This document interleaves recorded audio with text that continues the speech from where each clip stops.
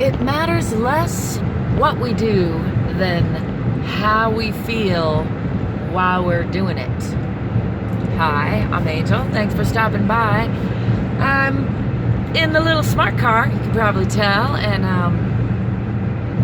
just thinking about how different things bring us happiness at different times, and that's really about how we're showing up to those things, and how much our story that we're telling ourselves about the thing we're doing influences how the thing we're doing feels to us, and how much one person's bad feeling thing is another person's good feeling thing, right? And so again, to reiterate what I said at the start, it seems to me that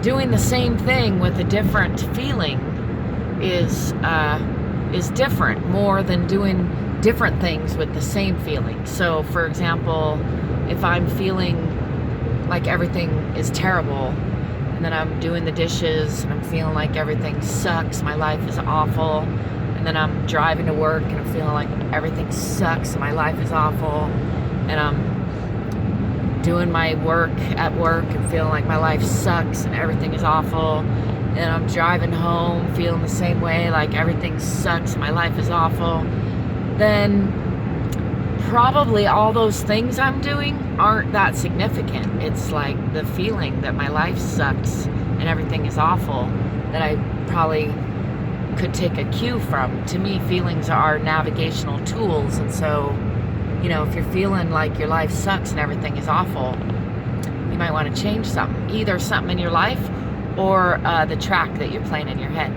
It doesn't really matter which way you go about it. Either way, I mean, it does, in that if you keep playing a crappy story in your head, it doesn't matter, again, what you do, you'll keep making it into a crappy story. So actually, the quickest way to change your external environment, in my experience, is to change the internal dialogue, the feeling and the story. The feeling is usually kind of a result of the internal dialogue or feeling story that we're saying, but the words just point at things. So it's less about the specific words and more about the feeling that we're having in response to the stories that we're telling, in response to the experiences that we're having.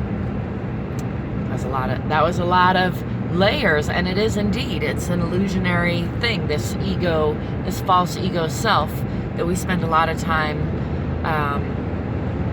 considering when we navigate life. Whereas if we just focus more on that true self, that true part of ourselves, the vibrational part of ourselves, and kept that vibrational part of ourselves realigning, like tuning my guitar, I like to say, you can tune the body, tune the vibration of the body, mind, and spirit to where they're all coherently aligned, and then whatever you do, whether it's doing the dishes or driving to work or spending time with people you love or spending time alone, whatever it is, you're gonna be feeling really good about it. And the storyline, if you tune into what little storyline, if there is a story going on in your head, sometimes when you get in a high vibrational state, you kind of stop that monkey mind and you're just being happy, being joyful, being in love, being a conduit for love, for being a conduit for creativity in this universe, for expansion. And that's a beautiful, wonderful thing that I think all of us are familiar with on some level, or at least most of us to some degree. And from what I see from here, it seems like we are practicing this more and more, getting better and better at it. So I'm excited about that. And I spend a lot of time being excited about new experiences, about expansion, about discovery, about sharing, about connection. To me, that's what it's all about. And what I'm doing in between all that, while I find certain things delightful, and I love color, I love art, I love movement, I love snowboarding, I love driving. There's a lot of specifics that are my favorites, but your favorites may be different from mine, and that doesn't make either one of us less legitimate or less, like the vibration of enjoyment, of love, of appreciation can be high for anything in life, or low. can be critical and judgmental and selfish, or it can be sharing and connecting and expanding and generous.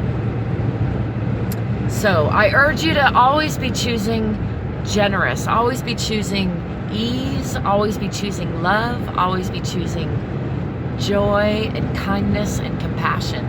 The more we all shift to that choice, the better things are gonna keep getting. That's what I think about that. I welcome your thoughts, your questions, your comments, your agreements, your disagreements. I'd love to have a conversation, a dialogue about any of this in the comments section. In the description, you can find other ways to contact me if you want to have a dialogue in another format, or you want to connect with me about any of my projects, or you want to support me on Patreon or on eBay or through my website. Check it out. Lots of ways of doing that. Oh, on Amazon, in increasing numerous ways, and I do appreciate your support.